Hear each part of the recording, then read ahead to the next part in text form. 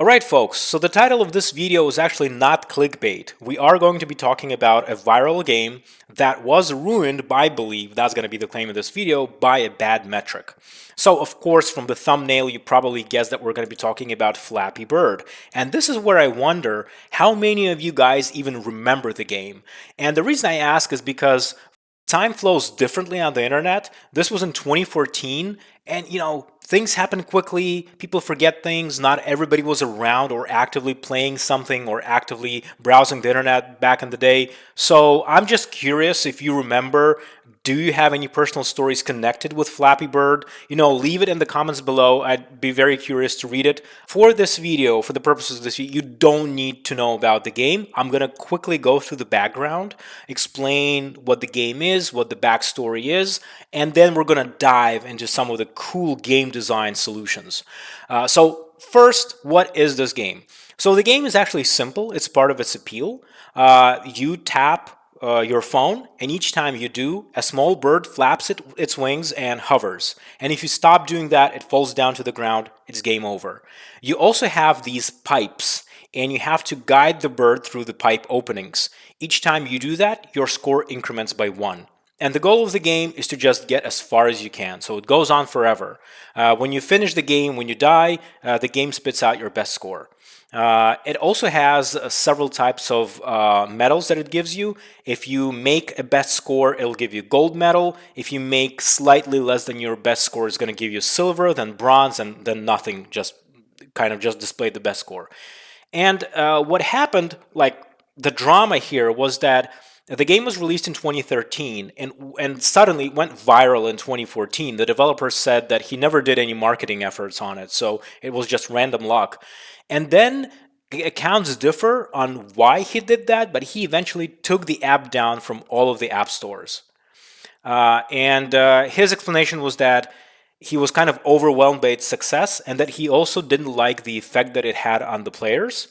Some folks believe, and I don't hold a strong opinion here, but some commentators say that maybe he took some of the internet comments a little bit too earnestly. Maybe it has something to do with cultural differences, but because you would see comments like, "Oh, I find this game so addictive," and then he would respond to a lot of these comments saying, "Oh my God, I'm so sorry. I really wanted this game to be just a positive, casual experience." Or somebody would say, "Oh my God, I hate this game," but like it's not necessarily a comment that is made in earnest. Like somebody can say, "Oh my God, this game is so addictive," but could mean it in a totally positive way. There were stories of some children, for example, missing school because of the game, but I guess like this can be attributed to any game. Some games, even like bigger titles, are being released and people get stuck playing them, so that happens. But when that story unfolded, I remember thinking, "Oh my God!" But there are some game design solutions to make the experience better, much better for many players, and have less players saying that they hate the game and have more players say, "Oh my God, I love the progression of this game. I'm getting better. Like it's an awesome game. I love spending time getting better at it." Actually, when the developer removed the app, he did say that he wants to make some game design changes and then re-release it, but it kind of never happened. He released a game called Flappy Bird Family on Amazon, some Amazon console or Amazon platform. It was the same gameplay. In this video, I actually want to go through the game and make some suggestions. Can we implement something that will change the perception that the players have about the game without investing too much? So, how does the game normally play? When somebody starts playing it, their friends show it to them or whatever. First, of course, they get their ass kicked because the game is actually pretty difficult. You have to be very accurate with how you guide the bird. So if you make even a single mistake, you're dead. So at first you're gonna probably get like, 0, you immediately die, then you're gonna get like 1 point, then 3, then maybe 5, maybe at some point like 30, wow. Then as you get into the flow, within first couple of days of playing it, you might reach a pretty high score, I don't know, 127. But then what happens is that you're trying to reach it again, but you can't. And that's where you get frustrated. That's where you're thinking, okay, now I have to, I have to reach that score. Or maybe your friend has like 163 and you're trying to reach that, but you can't, and you get frustrated, and now you hate the game and you leave these comments. But can it actually be changed? And I maintain yes. So let's think about what you have. The game currently gives you your best score. Let's say it's 127. But does this best score actually reflect your performance? Well, of course not. It's actually an outlier. It says nothing about how you usually perform in the game. But the game doesn't show you your usual performance. So, what if we actually show it? What if the game, apart from your best score, which we can keep, shows you your average score? Now think about it. This immediately changes your whole relationship with the game. First of all, it's much easier to reach your average score, because by definition, that's what you're getting on average. Another thing is that you can beat your average score much easier. It's a more realistic target. If your average score is 32, it's fine to try to get to 40. Not only that, the average score is going to be very responsive, right? You'll have to beat your 127 once for it to show any progress. But with your average score, you're going to see the results every time you play. Yes, sometimes they might go down, but frequently, especially in the beginning, they will go up and you will feel better about yourself as a player. If your friend says, "Oh, I have 163, see, I'm a better player," you're going to be like, "Dude, like your average score is even lower than mine." So suddenly you're demystifying the game, and this makes everybody feel, I think, a little bit more constructive in that it incentivizes them to actually build real skill in the game.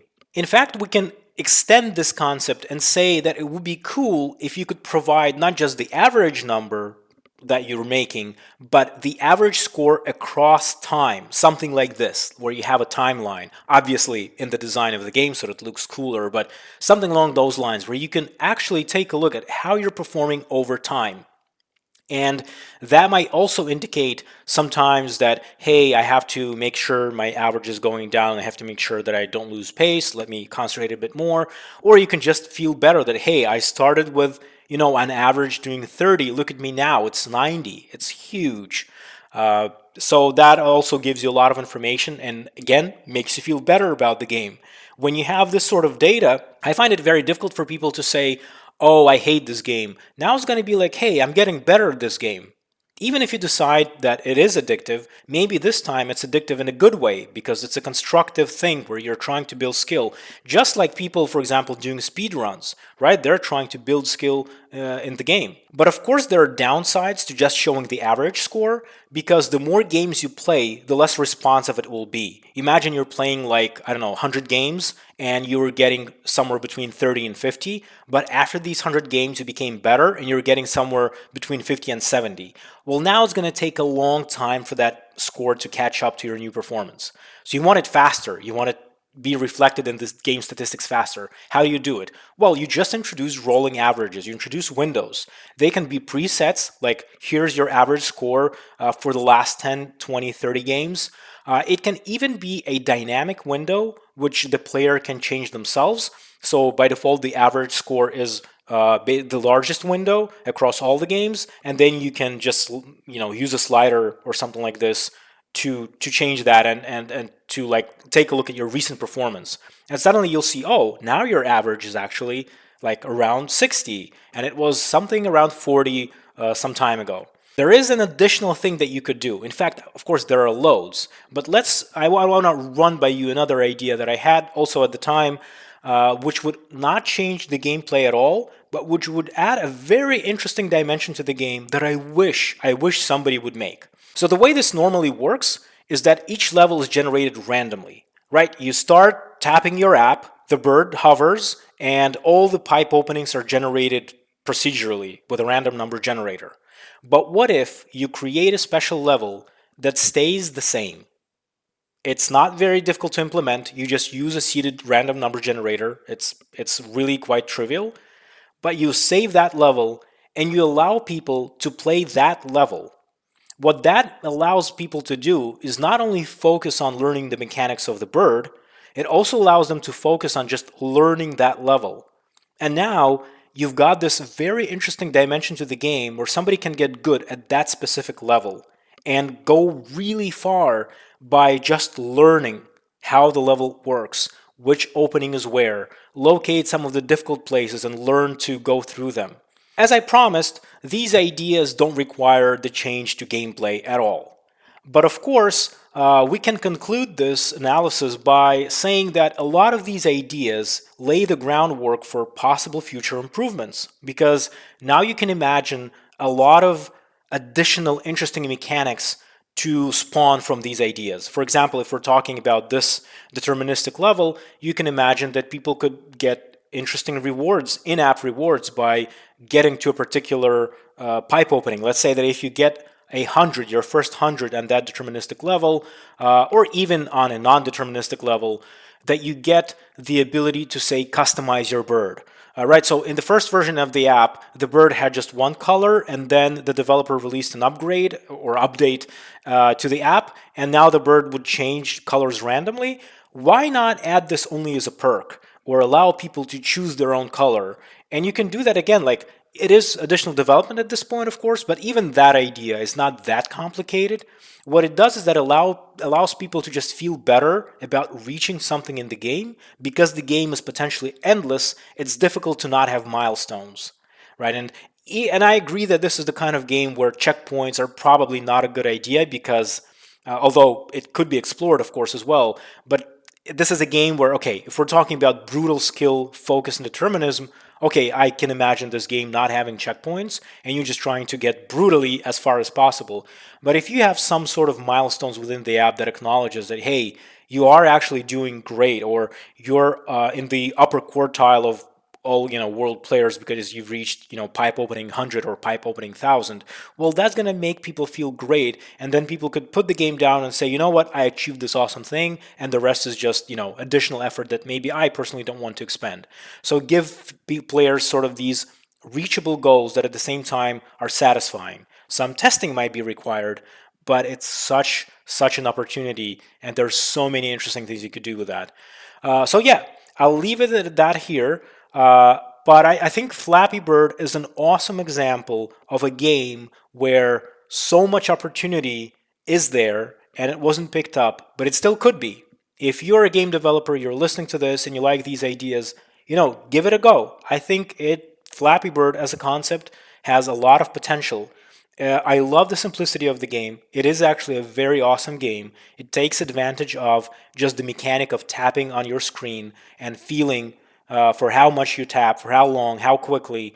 The visual sort of aspect of the game is also very clear, and at the same time, it is skill based, which is awesome. So think about it, and if this video inspires you and you want to try something like this, go ahead and try it. I'd be very curious to see if anybody creates something. If you do, be sure to leave a comment below. Cheers.